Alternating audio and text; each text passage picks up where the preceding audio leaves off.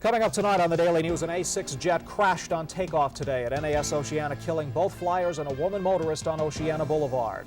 There were many witnesses to the tragedy. We'll hear eyewitness accounts of how it happened. I'm Byron Pitts, live at the scene. Navy investigators are still here trying to figure out what happened. I'll have a live report. We'll have a report on the crash and other news next on the Daily News. WAVY TV 10.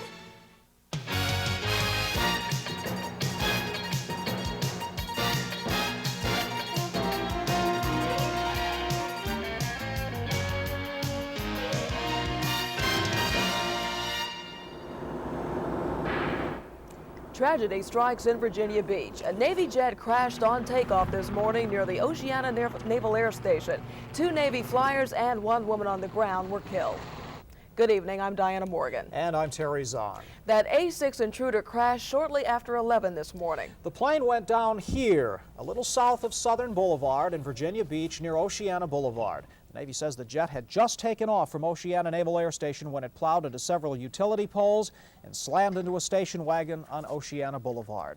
The crash killed 3 people. A woman driving a station wagon on Oceana Boulevard was identified this afternoon by police as 25-year-old Tammy Fowler of Virginia Beach. Her husband is a sailor at the Norfolk Naval Base. Just moments ago, the Navy identified the crew of the jet. Both were killed. Lieutenant James Hoban was 26. He was married. He was from Rivervale, New Jersey.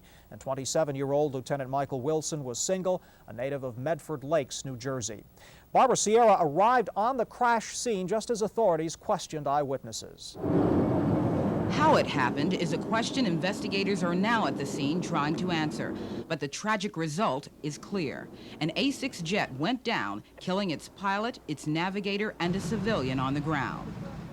Witnesses at the scene say the jet appeared to be flying normally until it banked sharply, hitting these power lines, skidding up the road, and then hit a passenger car.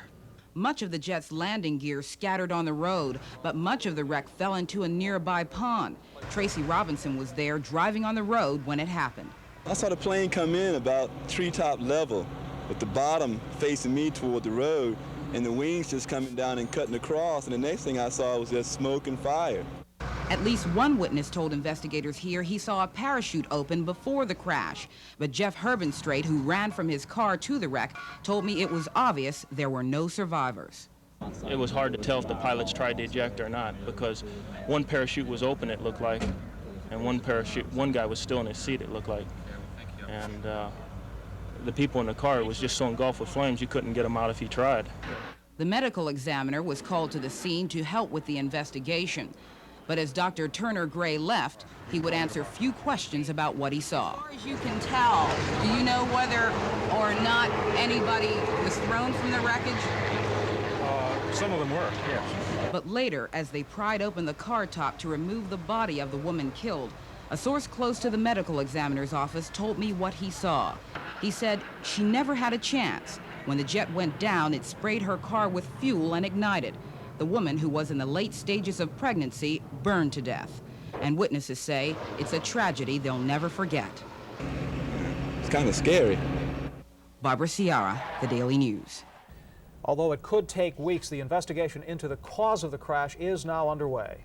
Byron Pitts has been at the scene of that accident all day. Byron, investigators have been on the scene for a few hours now. Any indication on what may have caused this?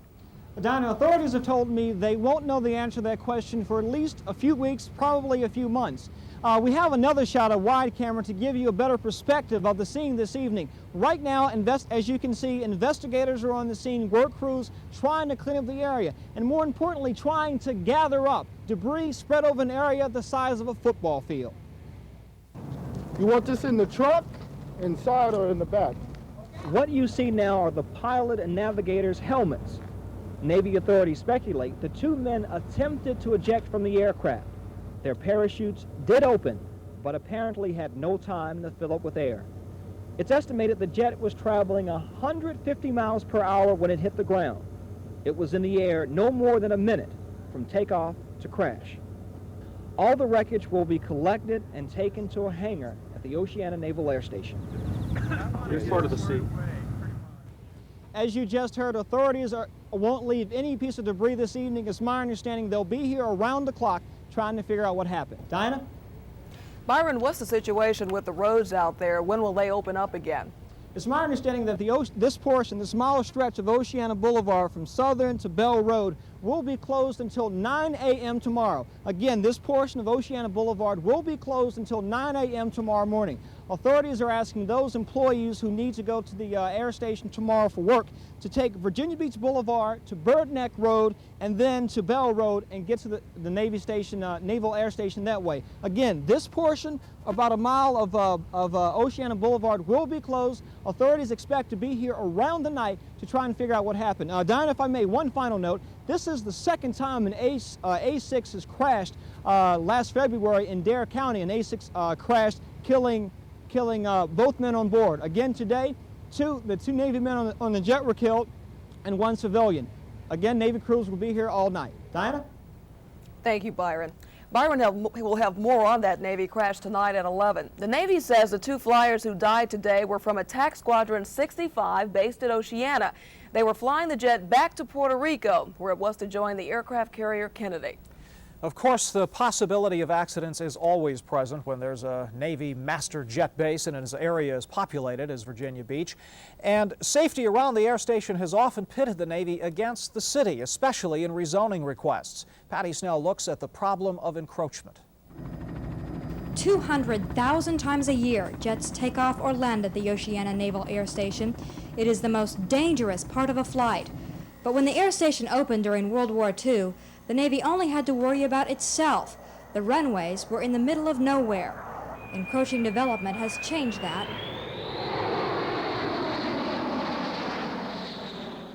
Because of development, the Navy established accident zones, areas around the runway where crashes are likely.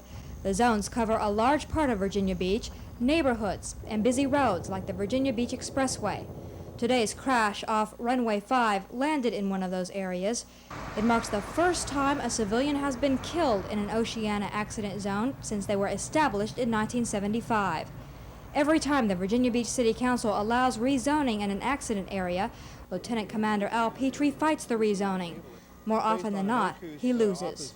We haven't been that successful in obtaining the zoning that we would like to see for compatible uses around the base.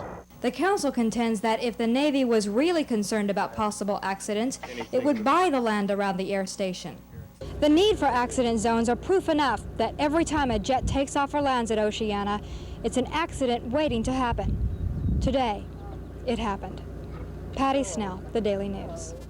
And ironically, the plane crash came as area rescue units were in the middle of a disaster drill. The exercise involved both military and civilian emergency crews. It was part of the National Disaster Medical System, a national plan for dealing with major emergencies. Rescue squads and hospitals in Southampton Roads were treating the simulated injuries when the drill almost turned very real. NGA 129 offer general to all units on here, stand by for actual traffic reference to a possible plane crash at Oceana.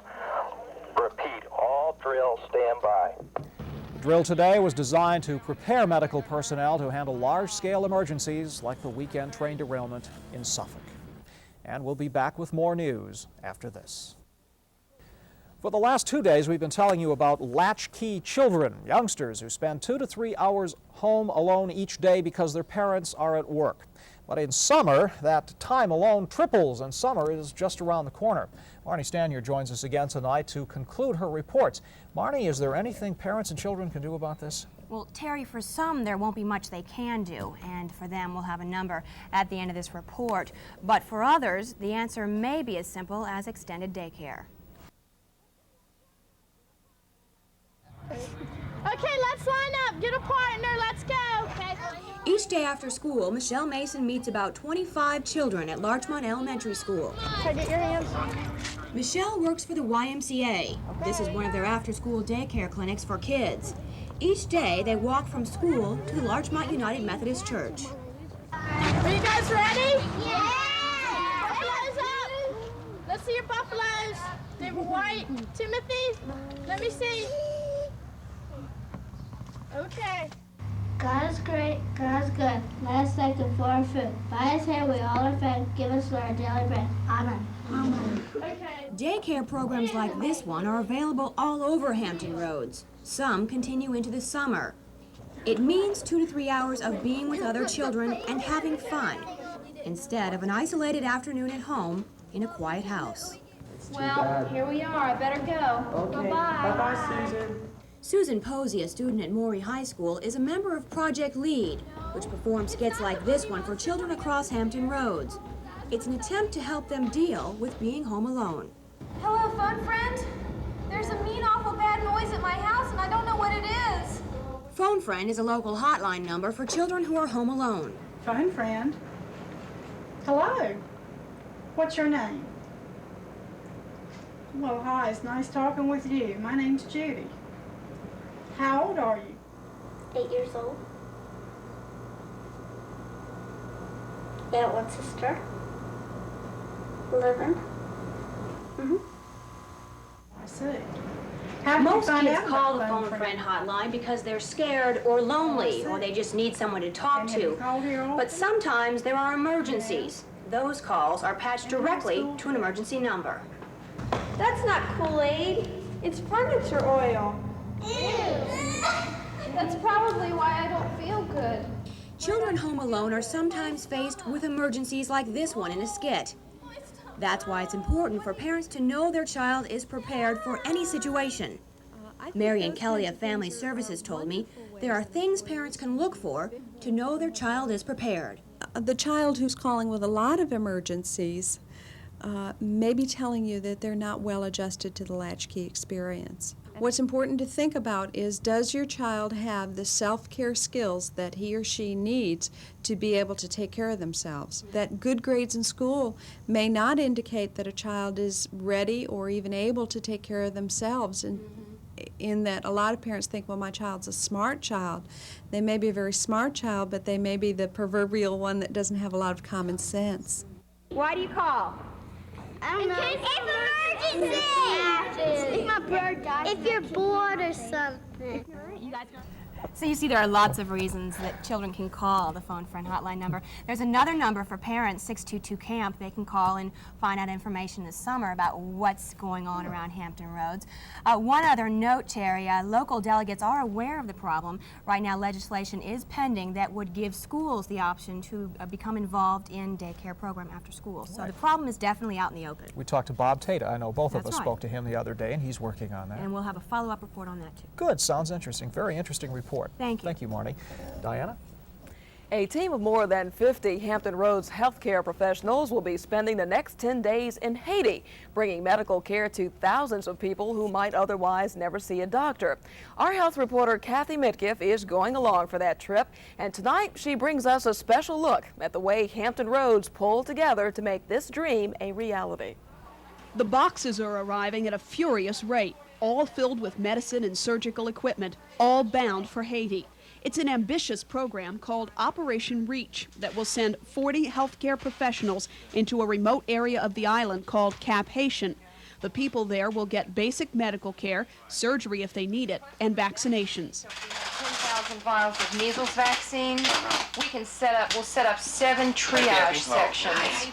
Dr. Andrea Peck is the coordinator of the trip. She says 17 Hampton Roads health facilities contributed to the mission. Much of the x-ray equipment for Operation Reach is being donated by Mary Immaculate Hospital here in Newport News. And so everyone who gets an x-ray in Haiti next week will have Bill Mantu to thank. He's a retired Navy corpsman who works in the radiology department here. I expect them to be in for a real shock when they get there. Bill Mantu made field hospitals work in Vietnam, and he'd love to make this trip himself. The hospital they're going to open is one that's been ravaged and looted, and there's absolutely nothing there except a shell of a building, and that the equipment they're going to take down is going to be the equipment they have to work with. Mantu rounded up 800 sheets of x-ray film, 6 cassettes, film hangers, and enough solution for 1,500 pictures. But most of all, he's offered invaluable advice to keep the team from learning the hard way. This person is going apparently had no experience in the field, so he was not familiar with hand processing. And I've been around for a while, and this is what we were doing when I came into x-ray. They won't have this processor that churns out an X-ray every 90 seconds. Instead, they'll process by hand, 1 picture an hour, not something they're used to. But they're probably not used to seeing 1,000 patients a day either, and yet they'll do that over the next 10 days. We'll begin our special look at this mission of hope, health, and humanity next Wednesday at 6. Kathy Mitkiff, The Daily News. When we come back, Don has the weather forecast. And a look at the weather on this big holiday weekend coming up after this. Kind of a cloudy day all day today, huh? Yeah, kind of cloudy. We've had even a few showers and thunderstorms across parts of the north side from about Wakefield on through Smithfield and hit the peninsula as well, but we're all done with that. We've had a little rain and enough to keep everybody happy. Let's go to it. Here's what we've got ahead. Clearing skies for the weekend, and again, we've got a holiday weekend out there. We'll show you what it looks like for Memorial Day weekend in just a couple of minutes. First of all, we want to show you what's going on the latest radar picture. Just a few showers and possibly some rumbles of thunder along the Outer Banks. Right about through here, this is ground clutter in the center of your screen. Earlier this afternoon, we had a shower and thunderstorm kind of zip across the north side and on toward the eastern shore. We'll back things up to earlier this afternoon, and again, you can see the ones zipping across the north side of the water. Hampton and Newport News got a little bit of a dusting of rain. Currituck County even had a little bit of hail, the extreme northeastern tip of North Carolina, but it looks again like all of that is done. Let's go back to the computer and have a look at the cloud cover nationwide. A storm system is beginning to develop across the Rocky Mountain states. An upper level low pressure system here starting to pull in some moisture off of the Pacific Ocean, and that could be creating some weather for us by about Sunday or Monday. Well, let's keep our fingers crossed for the holiday weekend. But for now, it looks like our cloudiness and nasty weather is going to move on to the northeast. And again, some of that rain should be moving out of the area. Here's what's going on as far as precipitation. Again, hit and miss showers through our area, but again, it looks like they're going to move out of the area. Scattered rain continues on up into parts of New England and the Great Lakes states, and a few showers and thunderstorms along this warm front across the lower Mississippi Valley from northern Mississippi through northern Arkansas and on into Missouri. Scattered showers ahead of this storm system that's just starting to develop. Even some rumbles of thunder across North Dakota and the upper plains, and then snow, some fairly heavy snow across parts of the Rocky Mountain states, up to about a foot of snow a little bit earlier on today, and it's very wet, sticky snow across that area. Real windy conditions there as well, and cold, 40s through that area, even 30s in the higher elevations. Here's a look at our area earlier today and our current conditions. Right now, we have partly cloudy skies, 71 degrees at the airport in Norfolk. The dew point is fairly high, 60 degrees. It gives us a high relative humidity. Winds are out of the west-northwest, and the barometric pressure holding steady. The low last night, 63. The high is our current reading of 71 degrees. Temperatures across the area. Bay temperature is up a notch to 63 degrees, and air temperatures mostly in the upper 60s to around the 70-degree mark. Skies partly cloudy to mostly cloudy. Some breaks in the clouds right now, and again, 68, 70 degrees all the way through the area. Our forecast for tonight, slow clearing, only a slight chance that one of those showers will hang in there for tonight. 55 to 58 the low temperature, westerly breezes at 10 miles an hour or under for tonight. Tomorrow, partly cloudy, excuse me, with cooties and a high of around 70 to 75 degrees. West winds at around 10 miles an hour, so not a bad day for tomorrow. A little on the cooler side, 55 to 58 the low temperature for tomorrow night. West winds at 10. More cooties for Saturday, partly cloudy skies, 70 to 75, and west winds again at around 10 miles an hour. So again, partly cloudy skies. The next couple of days, a slight chance of some rain for Sunday, Monday, and on into Tuesday. So all in all, not too bad. Not terrific by any stretch of the imagination, but not too bad. Could be worse. Yeah. Thanks, Don. In sports, Ralph Sampson leads the Houston Rockets to the NBA championship round, and the latest from the World 600. Bruce has details next. Well, Ralph Sampson is certainly a big hero today. Boy, Dinah, you know, old Ralph Sampson had to have made plenty of clutch basketball shots over the years, but none, I mean none, like the one that he made last night. Super. Unbelievable. While most of you were sleeping, Ralph Sampson put up a dream shot at the buzzer, and the Houston Rockets move on to the NBA championship round. They eliminated the Los Angeles Lakers last night, 114 to 112. What a game from start to finish. It had everything. Let me show you the highlights. highlights. Game 5 in Los Angeles, remember. Michael Douglas and Jack Nicholson, even the stars couldn't help the Lakers last night. Rockets in red, Lakers in yellow. Hustle, yo baby, James Worthy over the seats. They go down to Kareem. Easy jam. Lakers up by 14 points here, but Houston battled back. They even got offensive rebounds. They don't do that very well usually, but they did last night. Ralph upset. You know he is. Akeem has to hold Sampson back. Nice to know that Akeem Olajuwon is not a fighter. He's a peacemaker here. Wait a minute now. Watch the left side of your screen. Mitch Kupchak of the Lakers, Akeem Olajuwon. Look at Akeem. He's slugging away. What's this, a hockey game? Now Kupchak, one seems still looking over him. Everybody gets into this one. The police step in. Both Olajuwon and Kupchak thrown out of the game. Good sportsmanship, guys. Back to the action. 37 seconds left in the game. Magic Johnson, swish. Game Lakers up by 3, so Houston needs a three-pointer to stay alive. Robert Reed, three-point shot. Whoosh. Game tied, 1-12, and then here it is, folks. 1 second left in the game. Robert Reed to Ralph Sampson, turns and shoots. It's good. It is good at the buzzer. The Lakers are stunned. Houston win. Ralph, tell us what happened. And get a shot off, and in 1 second, that was on the clock, and that's what we did. And fortunately, the play was designed to come to me, and I got the ball and turned around and shot it. That 1 second, I got to tell you, I pray a lot, and in this league, most of the time the answer is no, but that one was answered. And the other 47 minutes and 59 seconds, we were struggling. We were just trying to get back in it, and it didn't seem like it looked like we were going to be second best tonight. Okay, what a game. Rockets go on to play the Celtics. They start Monday. Hey, World 600 tickets, we're giving them away tomorrow. Bring in a card with your name, address, and phone number to the station, and we'll put your name in the drum. Thank you, Bruce. We'll be back with more on today's plane crash. And that is our report for now, but before we go, we want to update tonight's top story. Again, 3 people died today in the fiery crash of an A-6 attack jet which had just taken off from NAS Oceana in Virginia Beach. These views from Chopper 10. Shortly before we went on the air, the FAA opened the airspace over the accident scene for the first time, so these are the first aerial views of the crash site that we've gotten. A woman in a station wagon and both Navy flyers aboard the jet are dead. Oceana Boulevard is closed. The accident investigation continues. Byron Pitts will have more at 11. We'll see you later. Bye-bye.